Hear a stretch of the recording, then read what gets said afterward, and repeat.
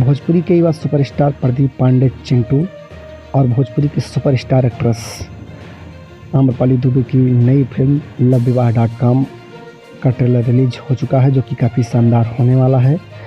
आपको ये trailer world wide records Bhojpuri YouTube channel पर मिल जाएगा, जो कि काफ़ी ज़्यादा व्यूज बटोर रहा है इन दिनों।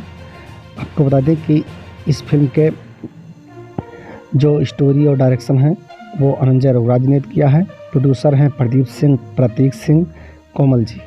इस फिल्म के स्टार कास्ट के बारे में बात करें तो प्रदीप पांडे चिंटू के साथ हैं आम्रपाली दुबे, अमित शुक्ला, संदीप यादव, करण पांडे, संजय यादव एंड ज्योति पांडे। और स्पेशल अपीयरेंस में इसमें काजल राघवानी भी नज़र आ रही हैं, जो फिल्म की शोभा बढ़ाते हुए नजर आ रही हैं। अगर बात करें इस फिल्म के गाने की तो काफ़ी अच्छे गाने हैं, लेकिन औसत भर के ही हैं, काफ़ी बेहतरीन बहुत ज़्यादा नहीं हैं। लेकिन चिंटू पांडे की फिल्मों के गाने उतने अच्छे नहीं होते हैं, लेकिन फिर भी अच्छे गाने हैं।